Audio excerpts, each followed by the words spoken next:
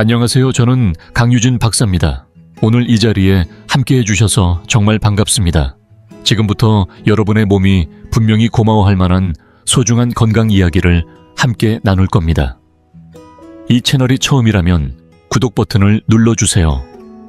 건강을 아끼는 분들의 따뜻한 가족이 되는 길이니까요. 그리고 이 영상에 좋아요를 눌러주시면 저희가 더 많은 분들에게 이 유익한 정보를 전할 수 있어 큰 도움이 됩니다. 저는 진료실에서 환자분들과 직접 소통하는 걸 정말 좋아합니다. 그래서 지금 이 영상을 어느 지역에서 보고 계신지 댓글로 알려주시면 감사하겠습니다. 혹시 여든을 넘긴 지금도 밤마다 여러 번 잠에서 깨어 화장실을 찾고 계신가요? 단순한 노화의 불편함이라고 넘기기엔 이 문제는 수면과 건강, 심지어는 독립적인 삶의 유지까지 방해하는 큰 요인입니다. 연구에 따르면 60세 이상 성인의 78%가 잠들기 전 하나의 사소한 실수 때문에 야간뇨가 심해진다고 합니다.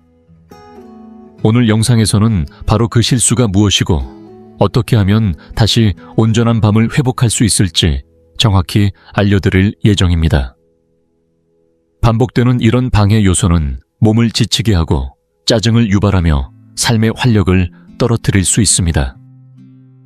그래서 어떤 분들은 오후 늦게부터 물을 의도적으로 피하거나 밤에 잘 못 잘까봐 사람들과의 모임까지도 포기하게 되는 일이 생기곤 합니다.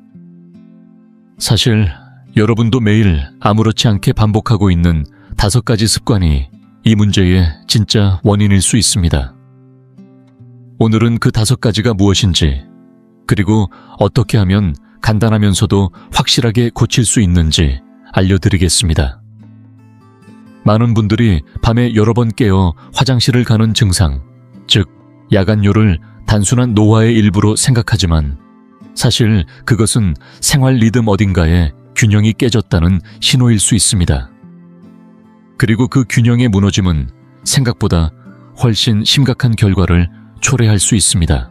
의학 연구에 따르면 야간뇨로 인한 수면 분절은 노년층에서 낙상 위험 증가, 심혈관 질환 인지 저하, 심지어 우울감까지도 직접적으로 연관되어 있다고 보고되고 있습니다. 밤마다 자주 깨게 되면 우리 몸은 깊은 수면 단계, 특히 기억을 정리하고 세포를 회복시키는 렘 수면에 도달하지 못하게 됩니다. 이 말은 곧 단순히 피곤함을 넘어서 몸이 스스로 회복하고 재생하는 시간을 빼앗긴다는 뜻입니다. 이런 상태가 장기간 지속되면 노화 속도가 빨라지고 면역력은 떨어지며 집중력과 판단력도 점차 약해질 수 있습니다. 하지만 관점을 바꿔줄 좋은 소식도 있습니다. 대부분의 노인성 야간뇨는 복잡한 질병이 원인이 아니라 생활 속에서 반복되는 몇 가지 습관에서 비롯되며 이 습관만 바로잡아도 야간뇨는 놀라울 만큼 줄어들 수 있습니다. 수면의학과 노인의학 분야에서 수십 년간 연구해온 결과 특정한 5가지 행동을 고치기만 해도 밤중 배뇨를 현저히 줄이거나 완전히 없앨 수 있다는 사실이 밝혀졌습니다. 지금부터 소개해드릴 방법들은 모두 탄탄한 과학적 근거에 기반하고 있으며 이미 수천 명의 사례를 통해 탁월한 효과가 검증된 전략들입니다. 그리고 본격적으로 시작하기 전에 당신에 대해 조금 더 알고 싶습니다. 지금 이 영상을 보고 계신 당신은 몇 살이신가요? 그리고 어느 지역에서 시청 중이신가요? 댓글로 남겨주세요. 당신의 이야기를 읽는 것은 저에게 큰 기쁨이 될 것입니다. 당신이 나누어 주시는 삶의 경험 하나하나가 우리의 이 공간을 더욱 따뜻하고 가까운 곳으로 만들어줄 거라고 믿습니다. 그럼 이제 함께 시작해 볼까요? 잠자기 전 3시간 이내에 수분 섭취. 언뜻 보기엔 누구나 아는 단순한 이야기처럼 들리겠지만 그 속에는 생각보다 훨씬 복잡하고 놀라운 진실이 숨어 있습니다. 많은 사람들이 밤늦게 물 마시는 것만 줄이면 된다고 생각하지만 실상은 그렇지 않습니다. 물만 피하면서도 여전히 수프나 과일차, 심지어 약물까지 우리 몸에 수분을 숨겨둔 음식과 음료들을 아무 생각 없이 섭취하고 있는 경우가 대부분입니다. 바로 이런 숨은 수분들이 수면 중 방광을 자극하는 진짜 원인이 되는 경우가 많습니다. 이 시점에서 우리 몸 안에서 벌어지는 일은 꽤나 흥미롭습니다. 우리가 잠들기 전 3시간 동안 액체를 섭취하게 되면 원래라면 소변 생성을 줄여야 할 시간에 신장은 여전히 액체를 처리하느라 바쁘게 작동합니다. 이로 인해 밤사이 방광에 소변이 계속 쌓이게 되고 자주 깨어나게 되는 악순환이 반복됩니다. 특히 나이 들수록 수분에 더 민감해지기 때문에 수프 한 그릇 수박이나 참외처럼 수분 함량이 높은 과일 따뜻한 차 한 잔 혹은 특정 약물을 통한 수분 섭취까지도 모두 누적되어 밤새 방광을 가득 채우는 원인이 됩니다. 이와 관련해 소개하고 싶은 이야기가 있습니다. 경상북도 구미시에 사는 72세의 김말순 어르신은 수년간 밤마다 3번에서 많게는 9번까지도 화장실에 가야 했습니다. 물을 줄여보기도 하고 약을 복용하거나 수술까지도 고려해봤지만 별다른 효과를 보지 못했습니다. 정말 지쳤어요. 잠은 망가지고 제 몸이 제게 족쇄처럼 느껴졌죠. 그렇게 말씀하시던 김 어르신은 결국 저녁 수프와 자기 전 늘 마시던 캐모마일 차 한 잔이 문제의 핵심이라는 사실을 뒤늦게 알게 되었습니다. 제가 알려드린 수분 조절 전략을 전면적으로 실천한 결과 단 2주 만에 밤 화장실 가는 횟수가 단 1번으로 줄었습니다. 이 습관을 바로잡는 건 단순히 잘 자는 것 이상의 변화를 가져옵니다. 자기 전 신장에 과도한 부담을 주지 않게 되면 몸은 자연스럽게 한기뇨 호르몬인 바소프레신의 분비를 늘리게 됩니다. 이 호르몬은 소변의 농도를 높이고 생성량을 줄여주어 단순히 화장실 가는 횟수를 줄이는 데 그치지 않고 깊고 회복력 있는 수면을 가능하게 합니다. 아침에 일어났을 때 훨씬 개운하고 낮 시간 동안의 활동도 한결 더 활기차게 느껴질 것입니다. 이 변화를 실질적으로 그리고 지속 가능하게 실천하려면 수분 통제 시간을 설정하는 것이 중요합니다. 예를 들어 평소 밤 9시에 잠자리에 드신다면 저녁 6시 이후에는 물을 포함한 모든 액체 섭취를 멈추는 것이 좋습니다. 여기에는 물뿐만 아니라 차, 커피, 주스, 국물 있는 음식 수분이 많은 과일, 아이스바와 같은 간식까지도 포함됩니다. 거동이 불편하신 분의 경우에는 응급시나 약 복용을 위한 최소량의 물을 침대 곁에 준비해 두되 그 외에는 자제하시는 것이 좋습니다. 당뇨가 있거나 갈증을 유발하는 약을 복용 중이라면 주치의와 상담을 통해 수분 섭취 시간을 오전이나 이른 오후로 조정하는 방법을 함께 고민해보는 것이 현명합니다. 김말순 어르신은 몇 달 뒤 이렇게 말씀하셨습니다. 이렇게 간단한 게 제 인생을 이렇게까지 바꿀 줄 몰랐어요. 마치 50대처럼 푹 자고 나면 온종일 에너지가 넘쳐요. 손주들이 저더러 요즘 왜 이렇게 힘이 넘치냐고 놀라더라니까요. 이 두 번째 습관은 바로 늦은 저녁 식사와 이뇨작용을 유발하는 음식을 저녁에 섭취하는 것입니다. 이건 사실상 대부분의 어르신들이 무심코 반복하는 대표적인 실수이자 밤마다 자주 깨게 되는 원인을 스스로 만들고 있다는 점에서 매우 안타까운 현실입니다. 오후나 저녁 시간대의 식사 시점, 그리고 그 안에 포함된 음식의 종류는 생각보다 훨씬 더 직접적으로 그리고 강력하게 야간 소변 빈도에 영향을 미칩니다. 잠들기 직전까지 식사를 하거나 그 식사에 이뇨 성분이 풍부한 재료가 포함되어 있다면 결과적으로 우리 몸은 스스로 방광을 밤새 가득 채우라고 프로그래밍하게 되는 셈입니다. 이를 유발하는 음식은 의외로 건강식으로 여겨지는 재료들이 많습니다. 토마토, 오이, 샐러리, 아스파라거스, 수박, 커피, 녹차, 초콜릿, 파슬리나 고수 같은 허브류 등은 모두 자연적인 이뇨작용을 유도하는 성분을 포함하고 있습니다. 문제는 많은 사람들이 이러한 식품을 건강에 좋은 것 이라는 이유로 의심 없이 섭취하며 결과적으로 밤마다 깨는 악순환을 스스로 만들고 있다는 점입니다. 이와 관련된 생리학적 원리는 꽤나 흥미롭습니다. 우리 몸은 식사 후 약 3-4시간 정도 소화를 진행하는데, 특히 누워있는 상태에서는 이 소화 과정이 더뎌지고 음식 속 이뇨 성분이 혈액을 통해 장시간 순환하게 되며 신장에 영향을 주게 됩니다. 게다가 염분이 많은 음식을 즐겨 먹는 경우 체내는 낮 동안 수분을 저장하고 있다가 밤에 이 수분을 한꺼번에 배출하려고 하는 경향이 생기는데, 이는 수면 중 소변량이 늘어나는 또 하나의 큰 원인이 됩니다. 이와 같은 식습관이 실제 삶을 얼마나 좌우하는지 보여주는 이야기가 있습니다. 경기도 고양시에 사는 68세의 정재훈 씨는 은퇴 후 생활의 즐거움 중 하나가 늦은 저녁 식사였다고 말했습니다.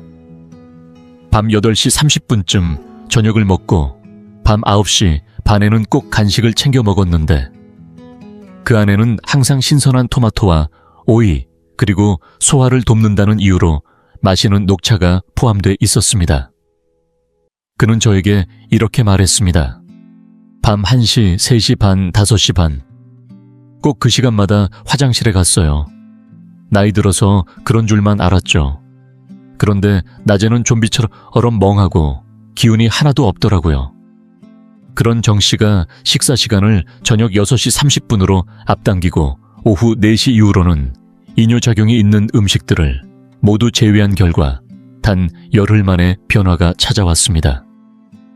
밤에 한 번만 화장실에 일어나는 날이 생기기 시작했고, 3주가 지나자 6시간 이상 연속으로 잠을 자는 밤도 생겨났습니다.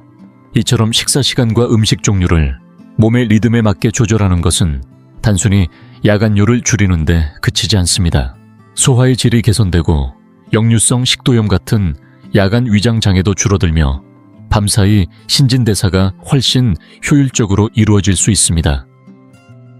게다가 많은 분들이 아침에 부기 현상이 줄어들고 일어났을 때 몸이 가볍고 활력이 넘친다는 사실에 놀라움을 표현하십니다. 이 전략을 실천 가능하게 만들기 위해선 가장 이상적인 방법은 잠들기 최소 4시간 전에 저녁 식사를 마치는 것입니다. 가능하다면 오후 5시 30분에서 6시 30분 사이가 좋습니다.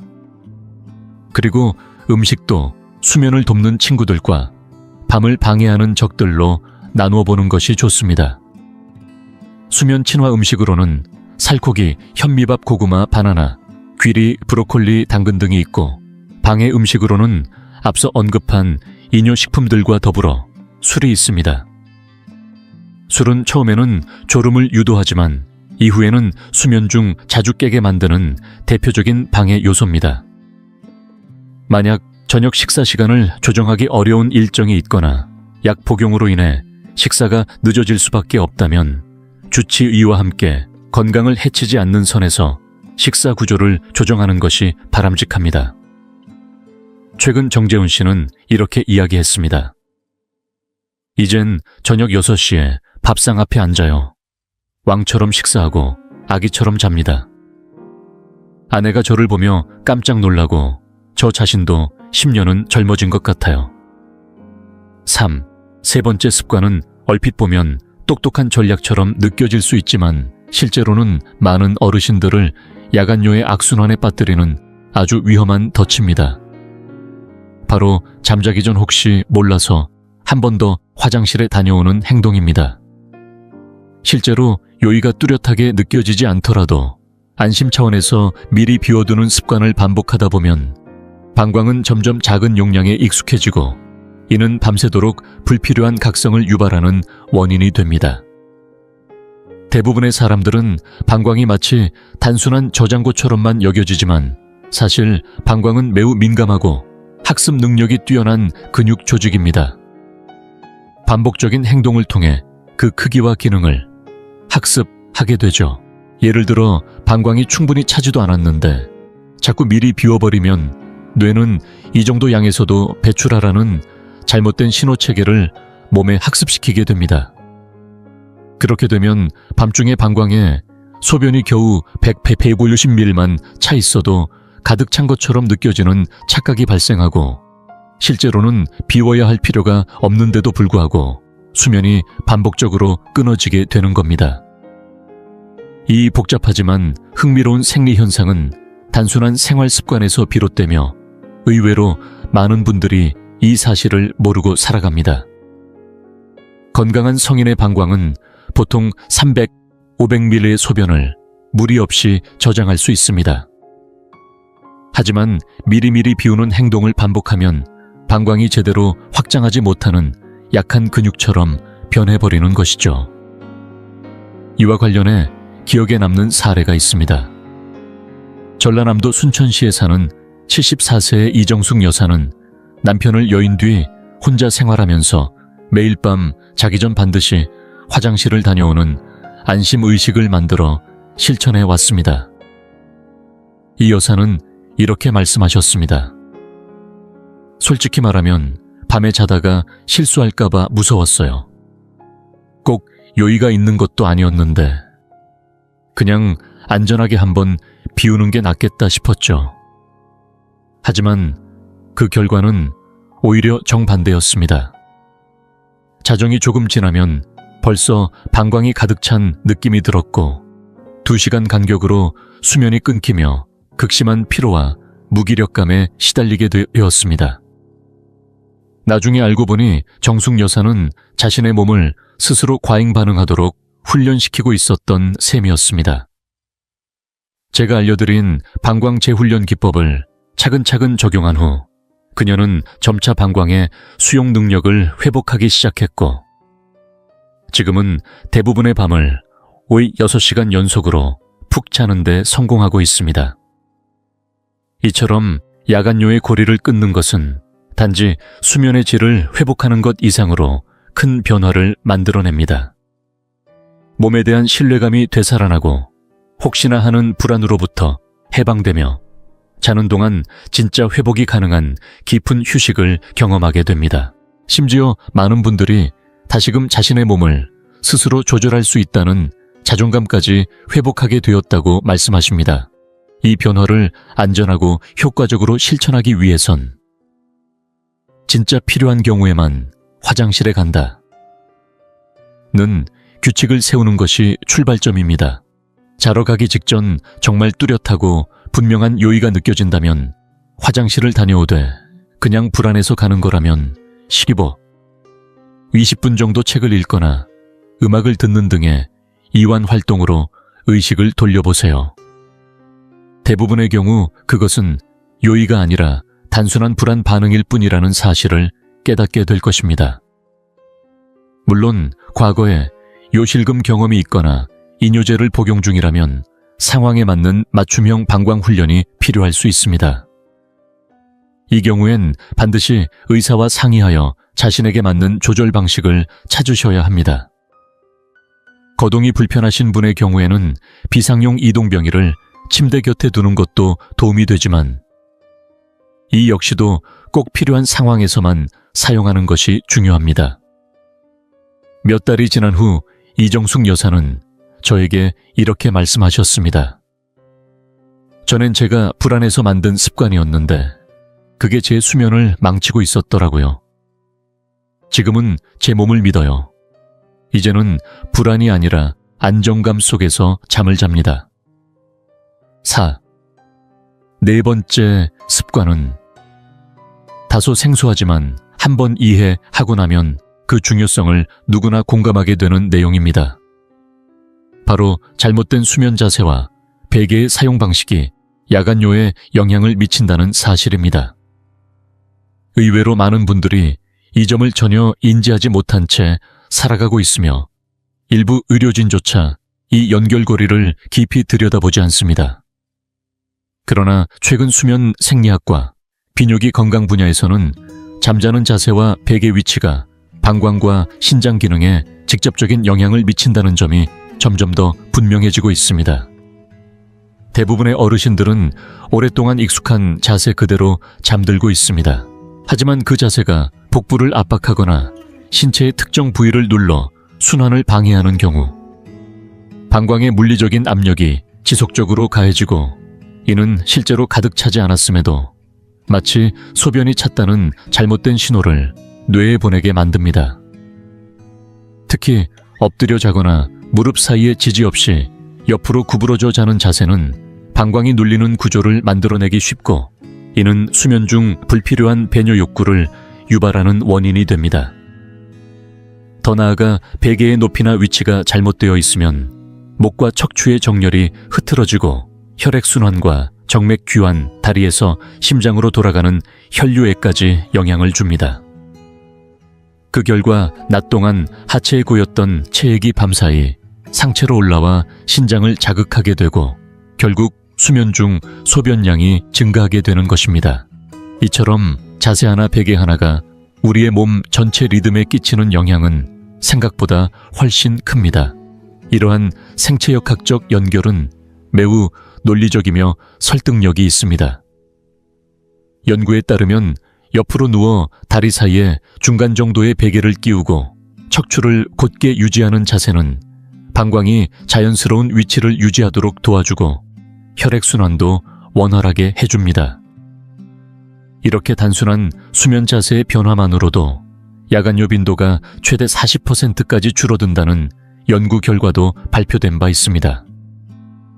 이와 관련된 사례로 대구에 거주하는 71세 박성호 어르신 이야기를 들려드리고 싶습니다. 그는 군 복무 시절부터 30년 넘게 엎드려 자는 습관을 유지해 왔습니다. 그게 제일 편했어요. 그렇게 자야 몸이 풀리는 느낌이 들었죠. 그렇게 말씀하시던 박 어르신은 어느 순간부터 매일 밤 3번씩 깨 화장실에 다녀오는 일이 반복되었고 심지어 전립선 이상을 의심해 비뇨기과 검진까지 고려하고 있었습니다.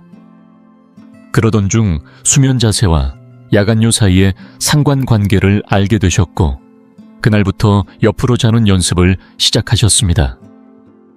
다리 사이에 베개를 끼우고 허리를 비틀지 않도록 척추를 정렬시키는데 집중하셨죠. 처음에는 낯설고 불편했지만 2주 만에 밤중 배뇨 횟수가 한두 번으로 줄었고 한 달이 지나자 중간에 한 번도 깨지 않고 아침까지 푹 자는 날도 늘어났습니다. 자세를 바로잡는 이 변화는 단순히 소변 횟수를 줄이는데 그치지 않습니다. 척추가 곧게 정렬되며 요통이 줄어들고 호흡이 편해지며 코골이나 수면 무호흡증이 완화되고 전반적인 수면 깊이와 질도 현저히 개선됩니다. 많은 분들이 아침에 일어났을 때 뻣뻣함이 사라지고 관절이 훨씬 부드럽게 움직인다고 말합니다. 이 변화를 편안하게 실천하기 위해서는 왼쪽으로 누워 자는 자세부터 시작하는 것이 좋습니다. 왼쪽은 심장과 위장 순환에도 더 유리한 방향입니다. 다리 사이에는 중간 정도의 단단함을 가진 베개를 끼워 척추를 곧게 유지하고 머리 베개는 목이 꺾이지 않도록 너무 높지도 낮지도 않게 중립 위치를 유지하는 것이 핵심입니다. 오랫동안 엎드려 자던 분들은 처음부터 완전히 바꾸기 어렵기 때문에 베개를 옆에 받쳐 조금씩 몸을 돌리는 방식으로 서서히 적응해보는 것이 좋습니다. 관절염이나 허리 통증이 있는 분은 인체공학적 구조의 쿠션이나 특수 지지 베개를 활용하면 훨씬 수월하게 자세를 바꿀 수 있습니다. 만약 심한 코골이나 수면 무호흡증이 있는 분이라면 천장을 보고 눕는 자세는 피하는 것이 좋습니다. 몇 달이 지난 뒤 박성호 어르신은 이렇게 말씀하셨습니다. 단순히 어떻게 자는가만 바꿨을 뿐인데 이게 인생의 비밀 같았어요. 밤에 안 깨고 자고 허리도 안 아프고 새벽에 일어나면 몸이 진짜 가벼워요. 이걸 진작 알았으면 좋았을 걸 싶죠. 정말 놀랍지 않으신가요? 단 하나의 자세 변화만으로도 삶이 이토록 달라질 수 있다는 사실이. 다음으로 넘어가기 전에 이 정보가 조금이라도 도움이 되셨다면 영상에 좋아요 버튼 한번 눌러주세요. 이 작은 응원이 저희에게는 큰 힘이 됩니다. 덕분에 더 많은 분들께 중요한 정보를 전할 수 있게 됩니다. 그리고 이제 많은 분들이 전혀 인식하지 못한 채 수면을 방해받고 있는 5번째 흔한 실수에 대해 함께 살펴보겠습니다. 5번째 습관은 아마도 지금까지 소개한 내용 중 가장 과소평가되면서도 올바르게 고쳤을 때 가장 극적인 효과를 가져다주는 요소일지도 모릅니다. 바로 수면 환경의 온도와 잠옷 선택이 야간요에 미치는 영향입니다. 많은 분들이 방이 조금 더운 것, 잠옷이 조금 두꺼운 것은 단순한 개인 취향이나 편안함의 문제라고 생각하지만 사실 이 두 요소는 밤사이 우리 몸의 호르몬 분비와 순환 체계에 깊숙이 관여하며 소변 생성량을 직접적으로 증가시킬 수 있습니다. 온도가 지나치게 높거나 천조절이 어려운 소재의 잠옷을 입고 잠자리에 들면 우리 몸은 열 스트레스 상태에 들어가게 됩니다. 이 상태는 수면 중 소변을 농축하고 줄여주는 역할을 하는 항인효 호르몬 바소프레신 외 자연 분비를 방해합니다. 뿐만 아니라 과열된 상태는 혈관 확장을 유도해 말초 순환을 바꾸고 낮 동안 다리나 발에 고여있던 체액이 밤사이 상체로 다시 올라가면서 신장을 자극하게 됩니다. 바로 그 순간 월요일에는 절전 모드에 들어가야 할 신장이 불필요하게 활발히 작동하게 되는 것이죠. 이와 같은 생리적 연결은 생각보다 훨씬 정교합니다. 정상적인 수면 중에는 천이 자연스럽게 섭씨 1, 2도 정도 떨어지는데 이 미세한 천 저하가 바소프레신과 멜라토닌 분비를 촉진하는 신호로 작용합니다. 그러나 방 안이 20도 이상으로 덥거나 천이 발산되지 않는 두꺼운 잠옷을 입고 자면 이 생체 리듬이 방해를 받아 수면질이 떨어지고 밤새 화장실을 가게 되는 상황이 반복되는 겁니다. 실제로 여러 연구에서는 실내 온도를 18도에서 20도 사이로 유지한 사람들의 경우 야간요 빈도가 최대 50%까지 줄어들었다는 결과가 보고된 바 있습니다. 이런 과학적 원리를 실제 경험으로 체득한 분이 있습니다. 바로 경기도 평택시에 거주하는 69세의 은퇴한 초등학교 교사 김영자 여사입니다. 그녀는 무려 5년 넘게 밤마다 4-5번씩 깨어나 땀에 젖은 채 화장실을 찾곤 했습니다. 저는 원래 따뜻한 걸 좋아해서 에어컨을 꺼두고 두꺼운 플란넬 파자마를 입고 잤어요. 그냥 취향이려니 했죠. 그렇게 말씀하시던 김 여사는 그 오랜 취향이 사실은 수면을 망치고 있던 핵심 원인이라는 사실을 뒤늦게 알게 되었습니다. 이후 그녀는 조용한 저소음 에어컨을 설치하고 두꺼운 잠옷 대신 가볍고 통기성이 좋은 면 소재로 바꾸었습니다. 그 결과는 놀라웠습니다. 일주일이 채 되지 않아 밤중 화장실 가는 횟수가 2번으로 줄었고 3주가 지난 어느 날엔 한 번도 깨지 않고 아침까지 숙면을 취한 날도 있었다고 말합니다. 김 여사는 이렇게 말했습니다. 방 온도 하나 바꿨을 뿐인데 내 삶 전체가 달라졌어요. 요즘은 아침에 일어나면 천사가 된 것 같아요. 기운이 넘치고 10년은 젊어진 기분이에요.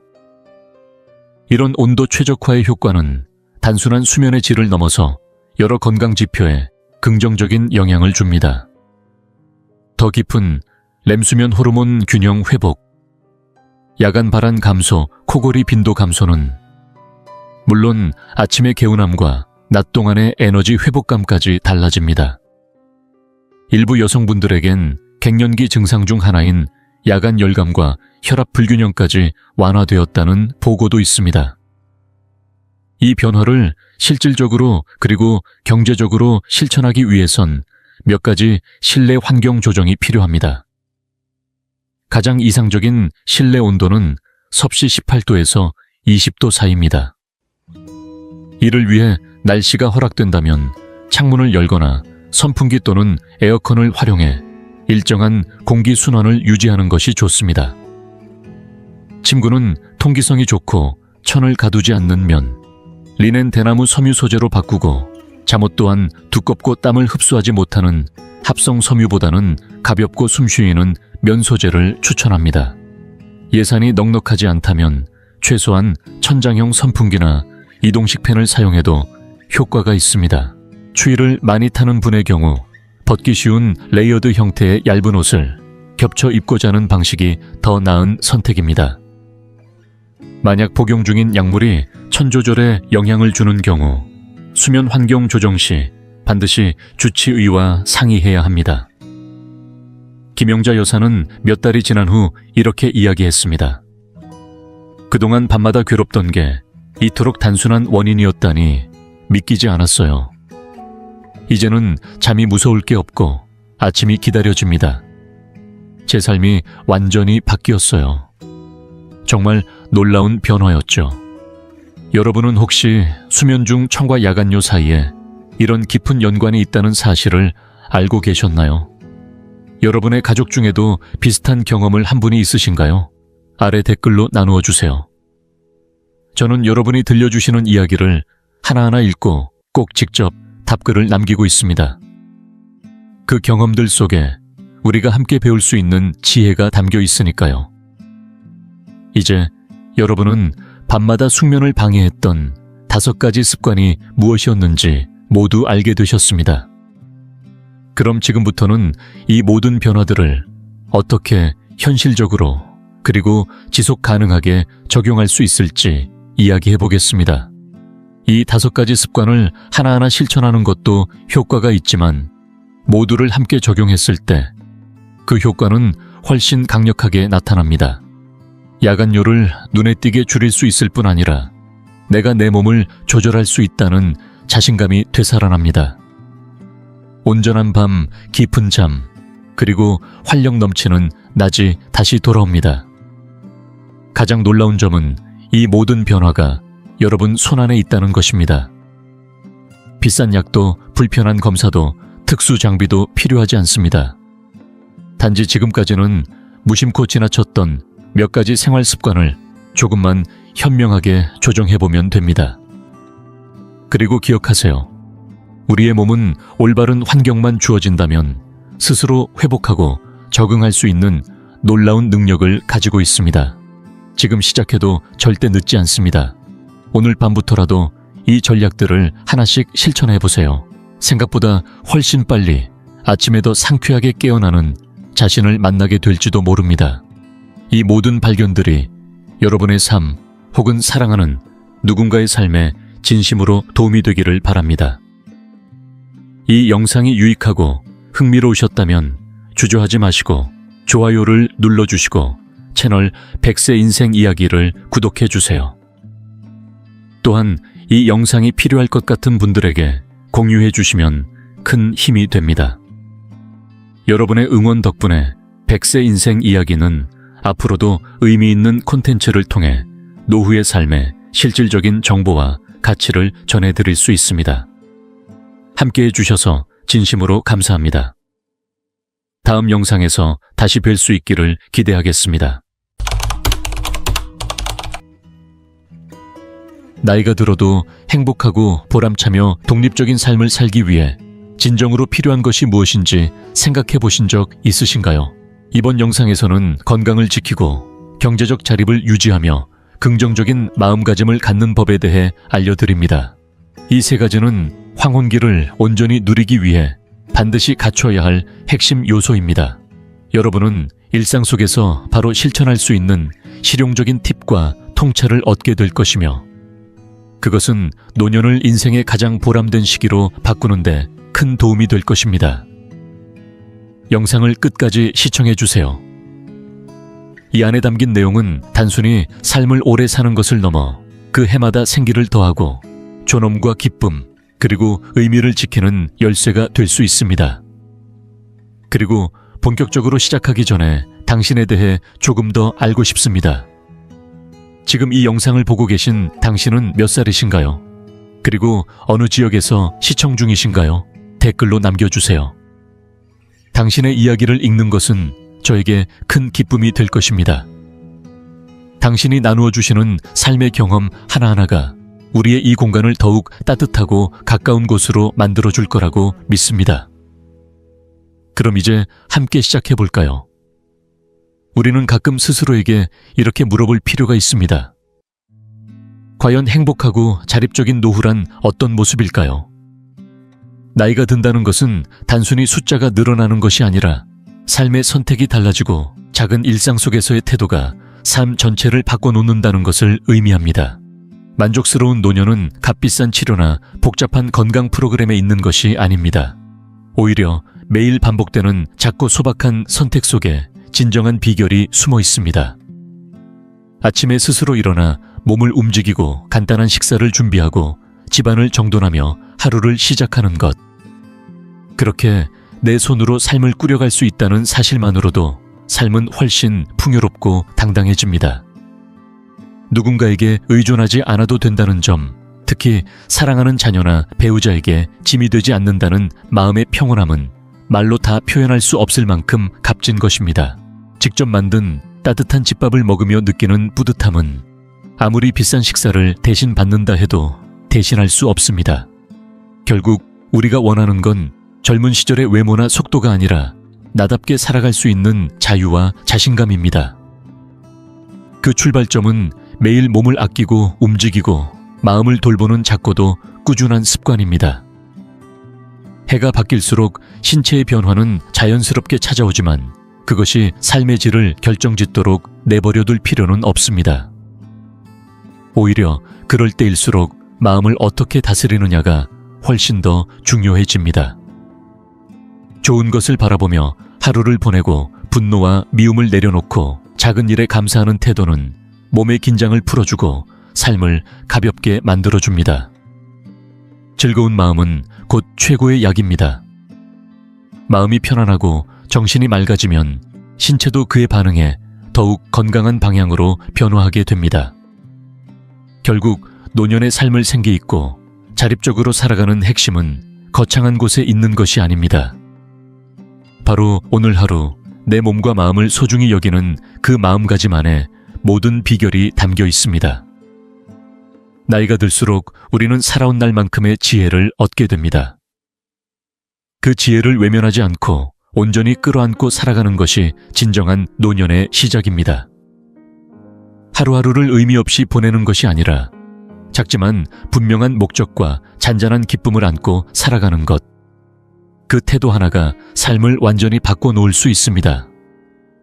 건강은 단순히 병을 피하기 위한 수단이 아니라 내가 나답게 살아갈 수 있는 바탕이 됩니다. 몸과 마음을 잘 돌보는 사람은 생존을 넘어서 삶을 살아냅니다. 남에게 기대지 않고 내 방식대로 하루를 보내며 내가 원하는 시간과 공간을 내 뜻대로 누릴 수 있다는 것. 그것이야말로 노년이 줄 수 있는 가장 큰 자유입니다. 이 자유는 돈이나 환경이 만들어주는 것이 아니라 매일의 선택이 쌓여서 만들어집니다. 간단한 스트레칭, 고른 식사, 기분 좋은 마음가짐, 이 세 가지를 하루하루 이어가다 보면 삶이 달라집니다. 실제로 건강이 무너지면 고통은 나 혼자만의 문제가 아닙니다. 자녀나 배우자에게까지 그 부담이 전해지고 이해가 부족하면 외면당하는 외로움까지 따라옵니다. 하지만 지금 이 순간 많은 어르신들이 그런 현실을 바꾸고 있습니다. 공원에서 춤을 추고 여행을 다니고 집에서는 정원을 가꾸며 책을 읽고 서예를 즐깁니다. 이 모든 활동은 단순한 취미가 아니라 자신을 스스로 돌볼 수 있을 때 비로소 가능한 삶의 활력입니다. 잘 먹고 잘 자고 쉴 줄 아는 것. 그것이 진짜 건강한 삶의 출발점입니다.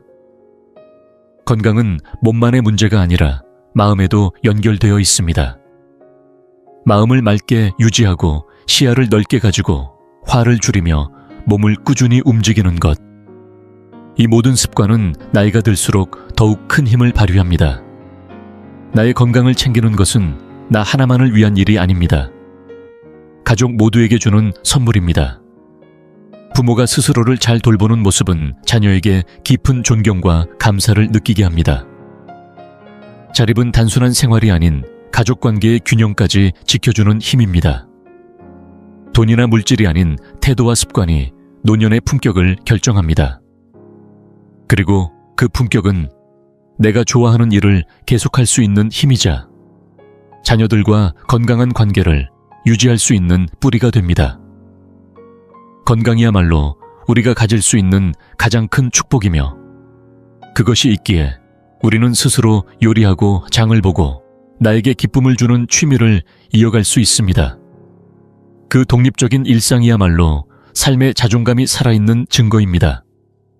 자녀들은 부모의 그런 모습을 통해 삶을 다시 보게 되고 의존보다는 자립고집보다는 여유 부정보다는 긍정을 닮아가게 됩니다. 지금 우리가 선택하는 건강한 습관 하나하나는 단지 내 몸을 지키는 것이 아니라 가족 전체를 위한 배려이자 미래를 위한 선물입니다.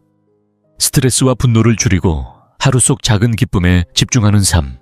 바로 그것이 몸과 마음을 함께 살리는 약입니다. 행복한 마음에는 반드시 건강한 몸이 함께합니다. 지금 당신의 삶과 몸을 지킬 때입니다. 황금 같은 노년을 진짜 황금답게 만들고 싶다면 오늘부터 건강을 나 스스로 책임져야 합니다. 그리고 그 모든 여정의 마지막에는 정신의 선명함이라는 가장 소중한 자산이 함께 있어야 한다는 것을 꼭 기억해야 합니다. 혹시 왜 어떤 어르신들은 금융사기나 건강보조식품 판매에 쉽게 속아 넘어가는지 궁금하신 적 있으신가요? 그 이유는 놀랍도록 단순하지만 결코 가볍게 넘길 수 없는 사실 하나에 있습니다. 나이가 들수록 경계심을 유지하는 일이 그 무엇보다 중요하다는 점입니다. 지혜로운 인생을 살아온 분들이라도 작은 방심 하나로 큰 손해를 입는 경우가 적지 않습니다. 순간의 부주의로 인해 검증되지 않은 금융상품이나 고가의 건강식품에 투자하게 되고 그 결과 평생 모은 노후 자금을 한순간에 잃게 되는 일도 실제로 벌어지고 있습니다. 더 심각한 문제는 사기를 당하고도 자신이나 가족에게 얼마나 큰 피해를 입혔는지조차 인식하지 못하는 경우가 있다는 사실입니다. 70세 이후의 삶에서는 때로는 일부러 모른 척하거나 잠시 혼란스러운 척하며 불필요한 스트레스를 피하는 것도 지혜일 수 있습니다. 하지만 그것이 실제 혼란으로 이어지게 해서는 절대 안 됩니다.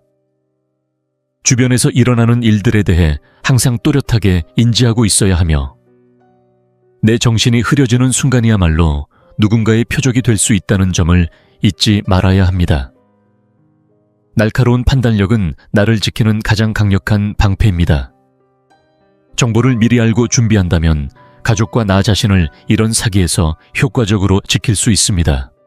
최근 들어 사기의 수법은 점점 더 정교해지고 교묘해지고 있습니다. 특히 노년층을 대상으로 한 사기는 감정과 신뢰를 노립니다. 진심처럼 포장된 무료 선물, 따뜻한 말 한마디, 정기적인 모임, 감사 행사 같은 것으로 접근해 마음을 열게 한 뒤 건강 상태나 수입 가족 관계까지 세세히 파악하고 결국은 필요하지도 않은 고가의 건강 제품을 강매하는 수법을 씁니다. 이 제품들 중에는 건강에 해로운 것조차 존재하며 단지 비싸기만 할 뿐 효과가 입증되지 않은 경우도 많습니다. 이런 피해를 막기 위해 반드시 기억해야 할 핵심은 단 하나, 의심하고 경계하는 마음가짐입니다. 아무런 설명 없이 주어지는 혜택이나 공식적인 공간이 아닌 장소에서 이루어지는 상담 무료 건강검진이나 여행 초청 같은 제안은 대부분 함정을 품고 있을 가능성이 큽니다. 우리가 할 수 있는 첫 번째이자 가장 중요한 방어는 바로 이런 수법에 대한 정보를 알고 대비하는 것입니다. 그리고 이 지식을 혼자만 간직하지 말고 주변 이웃들과 나누는 것도 또 하나의 방패가 됩니다. 서로 조심하고 함께 주의할 수 있는 공동체야말로 진짜 안전한 노후를 만드는 기반이 됩니다. 때로는 상황에 따라 일부러 모른 척하는 것이 지혜일 수 있습니다. 하지만 절대로 진심으로 혼란스러워져서는 안 됩니다. 정신을 또렷하게 유지하고 주변을 살피며 나의 신뢰와 정직함을 악용하려는 이들에게 틈을 주지 않는 것. 바로 그것이 당신의 삶을 지키는 가장 강력한 힘입니다. 지금 이 영상을 계속 시청하고 계시고 저희가 나눈 이야기들이 정말 유익하다고 느껴지신다면 댓글에 숫자 하나를 남겨주세요. 그 한 글자가 당신께서 여전히 저희와 함께하고 계시다는 따뜻한 신호가 되어 큰 힘이 됩니다. 아직 채널을 구독하지 않으셨다면 지금 구독 버튼을 누르시고 알림 설정도 함께 해주세요.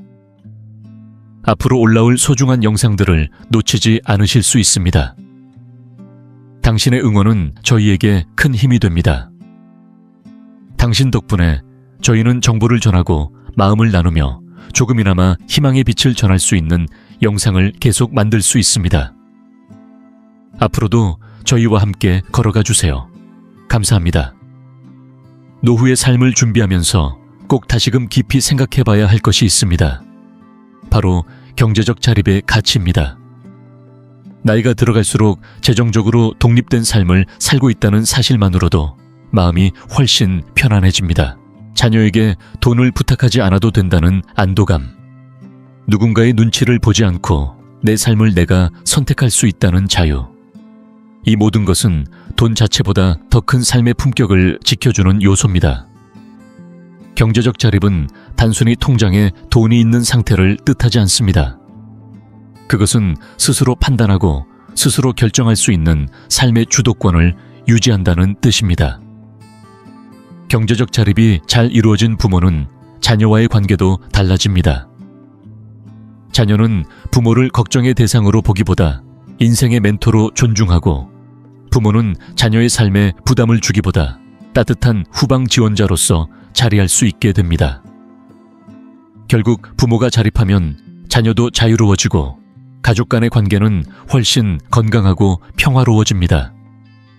스스로 번 돈이든 오랜 기간 모은 연금이든 작더라도 일정한 자금이 있다는 사실은 노년의 삶을 훨씬 더 안정적이고 품위 있게 만들어줍니다. 많은 분들이 나이가 들면 자녀에게 의지해도 된다고 생각하지만, 실제로는 해마다 경제적인 도움을 요청하게 되면 자녀 입장에서도 큰 부담이 되고 가족 간의 관계에 미묘한 긴장감이 쌓이게 됩니다. 특히 자녀가 본인 삶에서도 대출이나 실직 등의 어려움을 겪고 있다면 그 부담은 더욱 커질 수밖에 없습니다. 그래서 연금이든 소액의 저축이든 노년기의 생활 기반을 스스로 마련해두는 일은 단순한 준비가 아니라 가족 전체의 평화를 위한 중요한 선택입니다. 내 집이 있다는 사실도 또 하나의 큰 힘입니다. 다른 사람의 집에 얹혀 지내는 것이 아니라 나만의 공간에서 내 방식대로 살아간다는 것은 단순한 편안함을 넘어 진정한 자유입니다. 아무리 나이가 들어도 앞으로 남은 시간이 수십 년이 될 수도 있다는 점을 잊지 말아야 합니다.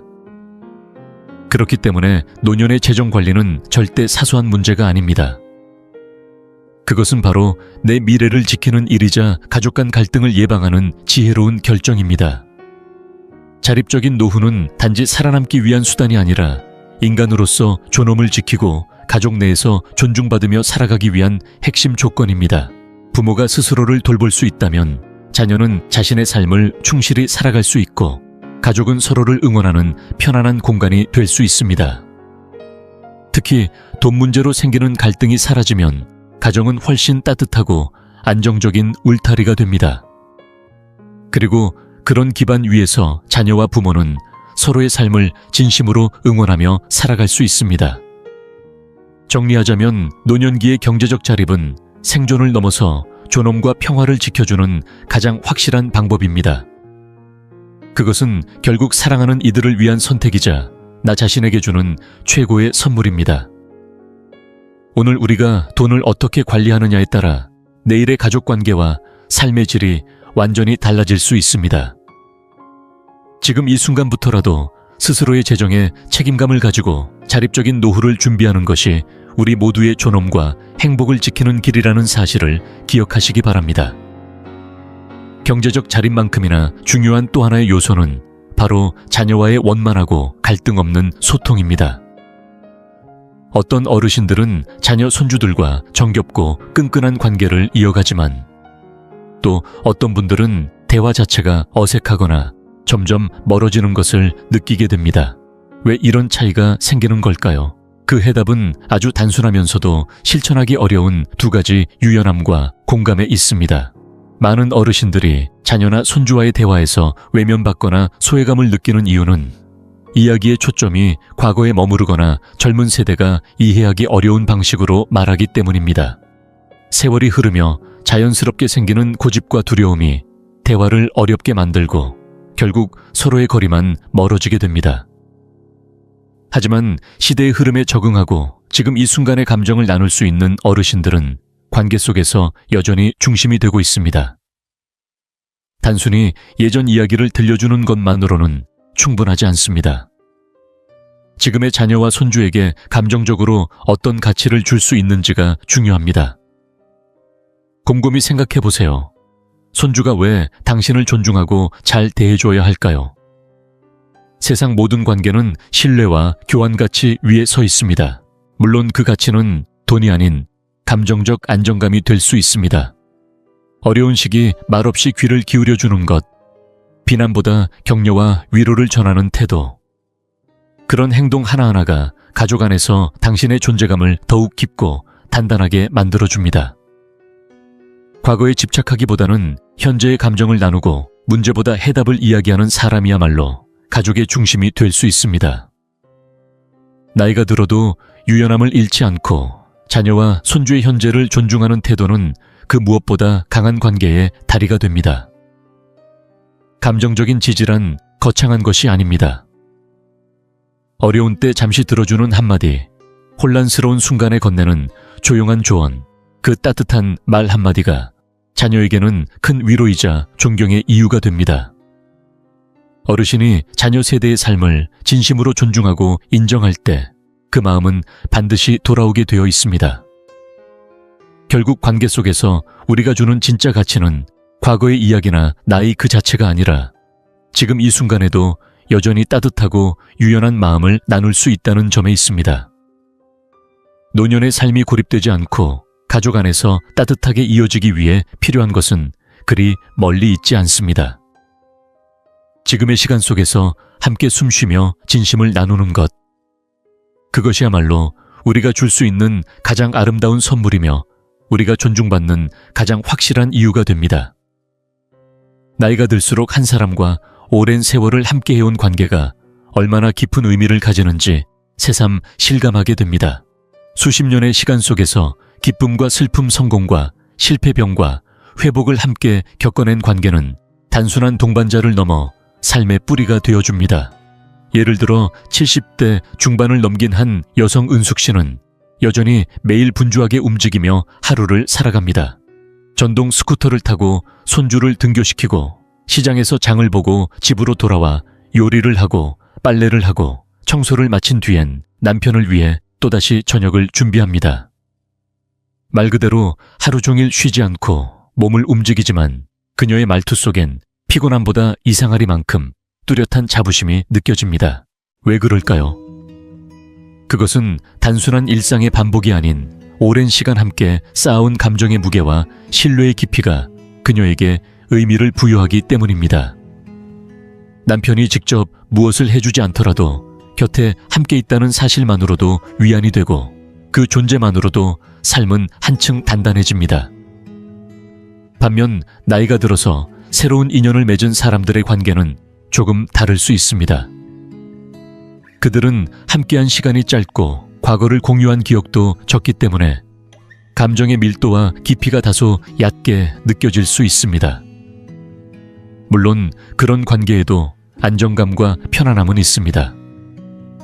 하지만 서로의 세월을 함께 견뎌낸 부부 사이에서 느껴지는 독특한 감정의 결은 단기간에 채워질 수 없는 무언가가 분명 존재합니다.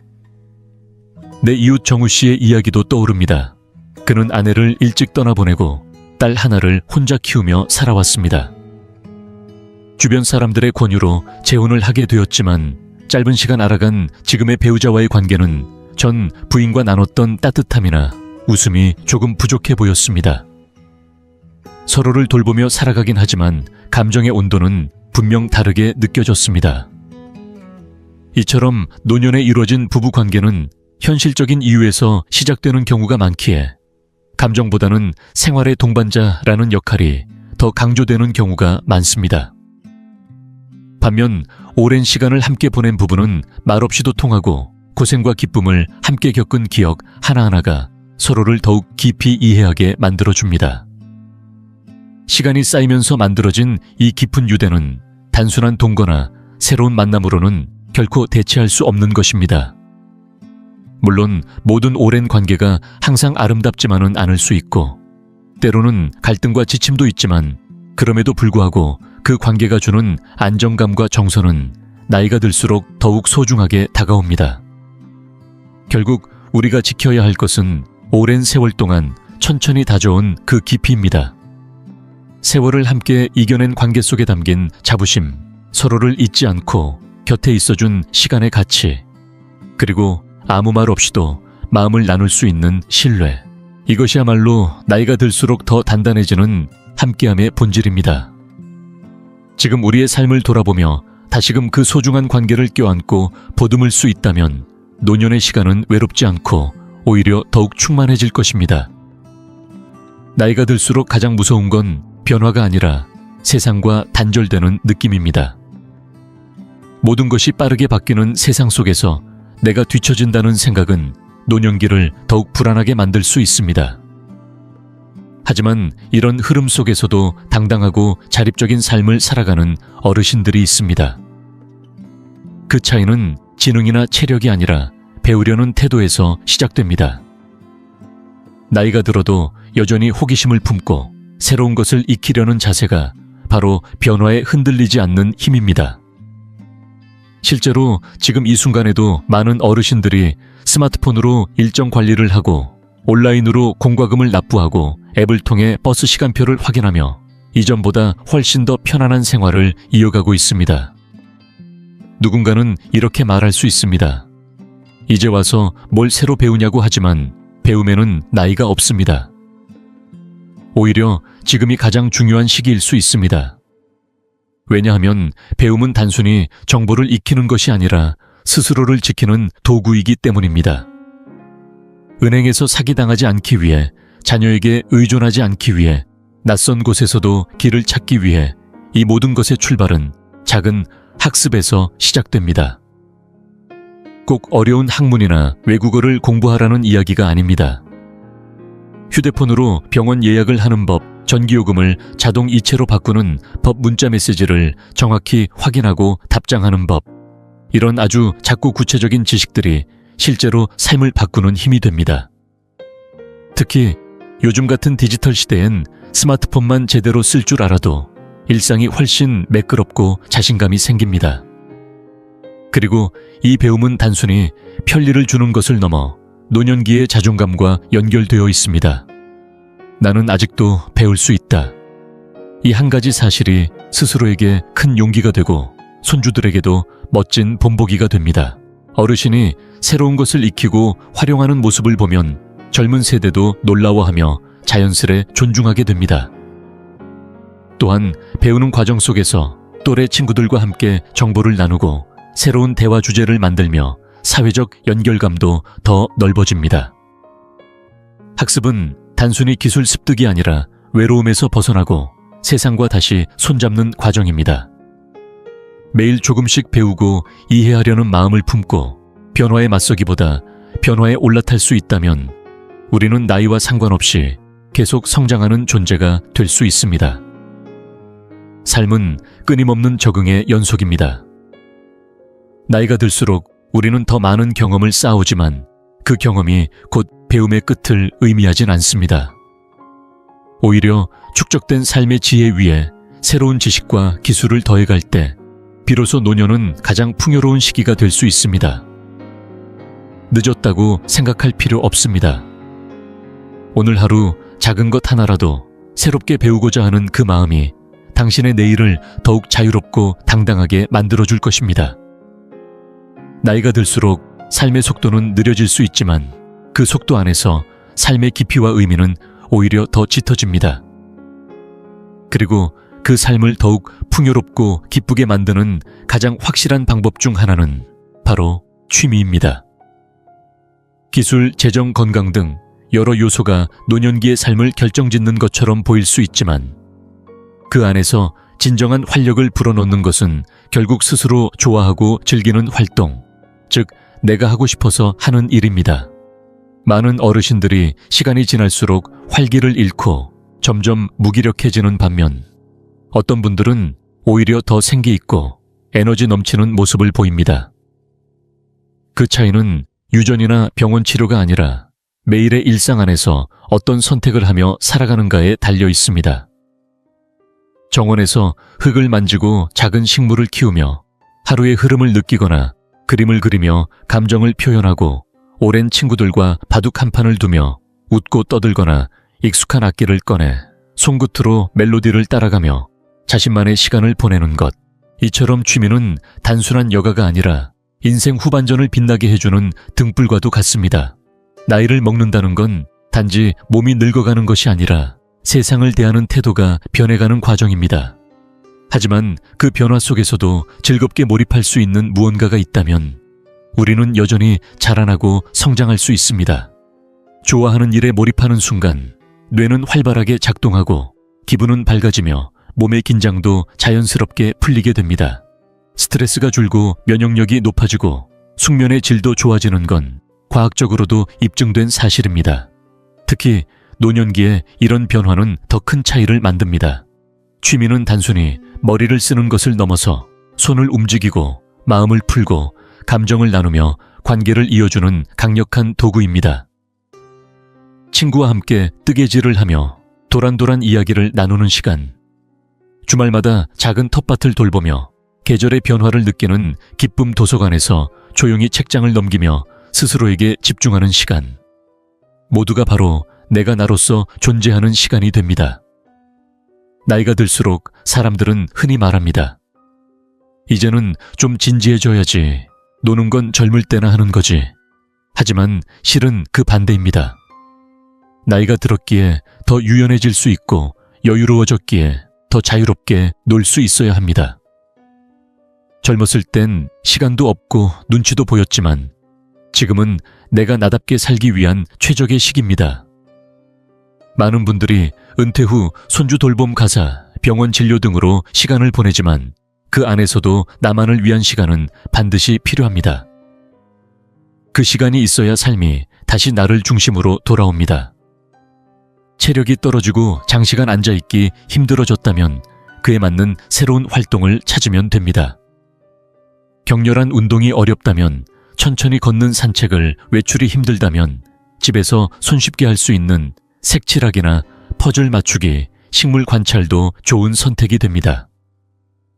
중요한 것은 남들이 좋다고 해서 억지로 따라하지 않는 것, 내 마음과 몸이 편안해지는 방식으로 조용히 취미를 시작하는 것입니다. 실제로 오래 사신 분들 중에는 이런 취미를 통해 오히려 젊은이보다 더 생기 있게 살아가는 경우도 많습니다. 과학자 뉴턴은 비누방울을 불며 그 안에 담긴 빛의 움직임을 관찰하곤 했고, 경제학자 유진 위안은 자신을 놀이의 장인이라 부르며 게임 블로그 퍼즐 등을 즐기며 늙음을 유쾌하게 맞이했습니다. 그들은 자신이 좋아하는 것을 주저하지 않았고 스스로를 어른답게 굳히지 않았습니다. 이런 놀이의 자세는 단순한 취미를 넘어 삶의 태도였습니다. 실은 우리 모두 안에 그 유쾌함이 있습니다. 하지만 어릴 땐 여유가 없고 젊을 땐 두려움이 있었고 나이가 들면 포기가 익숙해질 뿐입니다. 지금이라도 늦지 않았습니다. 낚시, 그림, 노래, 일기 쓰기, 사진 찍기, 친구와 산책하기, 새로 나온 스마트폰 앱 하나 배우기 등 그 무엇이든 내 안에서 생기를 일으키는 활동이면 충분합니다. 여기에 웃음이 있고 자존감이 있고 삶의 목적이 다시 깨어납니다. 더불어 취미는 관계의 문도 열어줍니다. 비슷한 관심사를 가진 사람들과 자연스럽게 교류가 생기고 함께 시간을 보내며 소속감을 느끼게 됩니다. 외로움은 노년기의 가장 고유한 고통이지만 취미는 그 외로움을 조용히 밀어내고 따뜻한 연결을 다시 만들어줍니다. 가끔은 나는 취미가 없다고 말하는 어르신들도 계시지만 실은 아직 찾아보지 않았을 뿐입니다. 꼭 대단한 재능이 필요하거나 거창한 장비가 필요한 게 아닙니다. 하루에 단 10분이라도 내 마음이 기분 좋아지는 일을 해보는 것, 그것이 바로 취미의 시작입니다. 그리고 그 취미는 단지 하루를 보내는 수단이 아니라 노년을 살아가는 이유가 되어줍니다. 우리의 인생은 마치 긴 여행과 같습니다. 젊은 날엔 속도와 방향이 중요했다면 이제는 멈추어 주변을 바라보고 여유롭게 풍경을 즐기며 걸어가는 법을 배우는 시간입니다. 그 여정 속에서 취미는 음악이고 벗이고 나침반이며 쉼터입니다. 그러니 지금부터라도 내 안의 작은 흥미를 따라 나만의 즐거움을 하나씩 찾아보세요. 나이가 들었다는 이유로 삶의 설렘을 놓지 마세요. 인생은 아직 끝나지 않았고 하루하루는 여전히 새로운 무언가를 만날 수 있는 기회입니다. 그리고 그 시작은 아주 사소한 한 걸음, 내가 좋아하는 일을 지금 이 순간 시작해보는 것에서부터입니다. 취미를 통해 삶의 즐거움을 찾는 것도 중요하지만 노년기를 진정으로 풍요롭고 평온하게 살아가기 위해 더 깊이 들여다봐야 할 또 하나의 열쇠가 있습니다. 그것은 바로 마음을 넓게 가지는 태도입니다. 나이가 들어가며 겪는 수많은 변화 속에서 어떻게 살아가야 지혜롭고 아름다운 삶을 완성할 수 있을까요? 세상은 흔히 나이 든 사람들을 고집스럽고 예민하고 자기중심적인 존재로 그리곤 합니다. 그러나 그런 고정관념을 뒤엎는 삶의 방식이 분명 존재합니다. 그것은 나이를 먹으면서도 여전히 마음은 유연하고 너그럽게 유지하는 것입니다. 한 어르신을 떠올려 보세요. 그는 자녀의 성공을 질투하지 않고 남들과 자신을 비교하며 괴로워하지 않습니다. 부족한 연금이나 다가오지 않은 내일에 대해 불평하지도 않습니다. 오히려 지금 이 순간 내가 숨쉬고 있다는 사실 자체에 감사하며 하루하루를 담담하고 고요하게 살아갑니다. 그는 말합니다. 지금이 내 삶에서 가장 좋은 시기입니다. 이 말은 단순한 긍정이 아니라 진심으로 삶의 본질을 받아들이고 지나간 것에 집착하지 않으며 현재를 충실히 살아가는 사람만이 할 수 있는 고백입니다. 노년이 되면 시야가 좁아지고 생각이 경직되며 쉽게 화를 내는 일이 많아진다고들 합니다.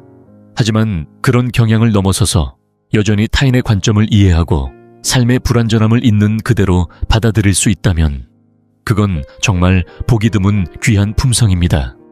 마음이 넓은 어르신은 타인의 실수에 너그럽고 자신에게 주어진 현실에 감사하며 욕심보다 평화를 택합니다. 그에게는 과거보다 현재가 더 중요하고 내가 무엇을 가졌는가보다 내가 어떻게 살고 있는가가 더 의미 있습니다. 이런 삶의 자세는 단지 노인을 위한 것이 아닙니다. 젊은 사람들에게도 큰 울림을 주는 교훈입니다. 마음을 여는 연습, 지금 이 순간을 있는 그대로 받아들이는 태도, 그리고 불필요한 비교나 후회에서 벗어나 평안을 찾는 법은 누구에게나 필요한 지혜입니다. 나이가 들수록 불안과 후회가 따라붙기 쉽지만 그 속에서 오히려 여유와 수용을 배울 수 있다면 우리는 늙는 것이 두렵지 않게 됩니다. 고요한 하루하루가 쌓여 인생 전체가 평화로워지는 것입니다. 오늘도 하루를 시작하며 지금 이 순간이 내 삶에서 가장 아름답다고 스스로에게 말해보세요. 과거에 얽매이지 않고 미래를 걱정하지 않고 지금의 나를 인정하고 받아들이는 것. 그것이야말로 진정한 노년의 품격이며 인생을 온전히 살아가는 방식입니다. 그리고 그런 마음을 가진 사람 곁에는 자연스럽게 따뜻한 관계와 평화로운 분위기가 따라옵니다. 자신에게도 자녀에게도 주변 사람들에게도 여유와 안정감을 줄 수 있는 노년. 그것이야말로 우리가 추구해야 할 삶의 모습입니다. 살아가면서 우리는 언제나 선택의 갈림길에 놓입니다. 점점 좁아지는 마음을 따라가며 세상을 탓하고 고립될 것인가? 아니면 열린 마음으로 하루를 감사히 받아들이며 평화롭게 살아갈 것인가? 이 선택이 결국 우리의 노년을 결정짓습니다. 인생은 날마다 새롭고 오늘도 우리에겐 선택할 자유가 있습니다. 그렇기에 늦지 않았습니다. 지금부터라도 마음을 넓히고 현재를 따뜻하게 받아들이며 살아가 보세요. 그렇게 하면 노년은 더 이상 외롭거나 두려운 시기가 아니라 가장 깊고 충만한 인생의 황금기가 될 수 있습니다. 자녀나 손주와의 관계를 건강하게 이어가기 위해 가장 중요한 기초는 단연 소통과 정서적 지지입니다. 상대를 있는 그대로 이해하고 세대 차이를 인정하며 불평 대신 감정의 안정을 전해줄 수 있을 때 가족 안에는 따뜻하고 평화로운 분위기가 자연스럽게 자리 잡습니다. 우리 마음속에 여유와 존중이 깃들면 그것은 말로 하지 않아도 가족에게 전해지고 결국 가족 관계는 더 끈끈하고 깊어집니다. 서로에 대한 신뢰가 쌓이면 그 속에서 오는 따스함과 기쁨은 어떤 외적인 조건보다 더 소중한 노년의 자산이 됩니다. 뿐만 아니라 취미 생활이나 사회적 활동도 우리 삶에 커다란 활력을 더해주는 요소입니다. 텃밭을 가꾸거나 그림을 그리거나 친구들과 시간을 나누는 단순한 일들이 노년기에 주는 영향은 생각보다 큽니다. 이 작은 활동들 속에서 우리는 나답게 살아가고 있다는 감각을 되찾고 외로움의 빈자리를 기쁨과 웃음으로 채울 수 있습니다. 특히 나이가 들수록 사람들과의 연결이 줄어들기 쉬운데 그런 흐름에 스스로 휘둘리지 않기 위해서라도 지속적인 취미 활동과 인간관계는 필수입니다. 그리고 그 무엇보다 중요한 건 인생을 바라보는 우리의 마음가짐입니다. 타인과 비교하지 않고 남의 잘못을 너무 오래 붙들지 않으며 오늘 하루를 소중히 여기는 태도. 이것이야말로 노년기의 행복을 결정짓는 가장 강력한 무기입니다. 날마다 작고 사소한 기쁨에 감사할 수 있는 마음, 이미 가진 것에 만족할 줄 아는 마음, 그리고 나 아닌 누군가의 삶도 따뜻하게 바라볼 수 있는 여유 있는 시선.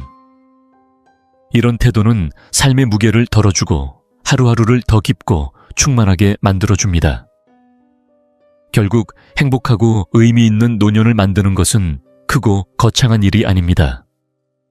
건강을 챙기고 경제적인 안정을 지키며 마음을 활짝 열고 사람들과 연결된 채 살아가는 것. 그리고 이 모든 것 위에 긍정적인 시선과 따뜻한 마음을 얻는 것. 이 단순하지만 꾸준한 선택들이 우리의 황혼기를 고요하면서도 빛나는 시간으로 바꿔줍니다. 복잡하고 빠르게 돌아가는 세상 속에서도 우리는 여전히 삶의 방향을 선택할 수 있습니다. 혹시 오늘 이야기들 속에서 마음에 남는 부분이 있으셨나요? 또는 이건 나도 한번 실천해봐야겠다 싶은 생각이 드셨나요? 그런 생각이 들었다면 영상 아래에 숫자 9를 댓글로 남겨주세요. 반대로 아직 공감이 가지 않았다면 숫자 0을 남겨주셔도 좋습니다. 여러분의 진솔한 피드백은 저희에게 큰 힘이 됩니다. 이제 마무리하며 다시 한번 오늘의 흐름을 되짚어 봅니다. 우리는 소통과 정서적 지지의 힘, 취미와 활동의 즐거움, 그리고 마음을 긍정적으로 유지하는 자세가 얼마나 큰 역할을 하는지를 함께 나누었습니다. 이 모든 것들은 단순히 나 하나만의 삶을 풍요롭게 만드는 것이 아닙니다. 동시에 자녀, 손주, 이웃과의 관계에도 따뜻한 물결을 일으킵니다. 자, 이제 여러분의 차례입니다. 오늘 이야기 중에서 가장 마음에 남은 점은 무엇인가요? 그리고 당장 내 삶에 가져와 실천하고 싶은 작은 변화는 어떤 것인가요? 영상 아래 댓글란에 여러분의 생각을 남겨주세요. 나이와 상관없이 우리는 모두 더 나은 내일을 선택할 수 있습니다. 지금 이 순간부터 말이죠. 이 영상이 유익하고 흥미로우셨다면 주저하지 마시고 좋아요를 눌러주시고 채널 100세 인생 이야기를 구독해주세요. 또한 이 영상이 필요할 것 같은 분들에게 공유해주시면 큰 힘이 됩니다. 여러분의 응원 덕분에 100세 인생 이야기는 앞으로도 의미 있는 콘텐츠를 통해 노후의 삶의 실질적인 정보와 가치를 전해드릴 수 있습니다. 함께 해주셔서 진심으로 감사합니다. 다음 영상에서 다시 뵐 수 있기를 기대하겠습니다.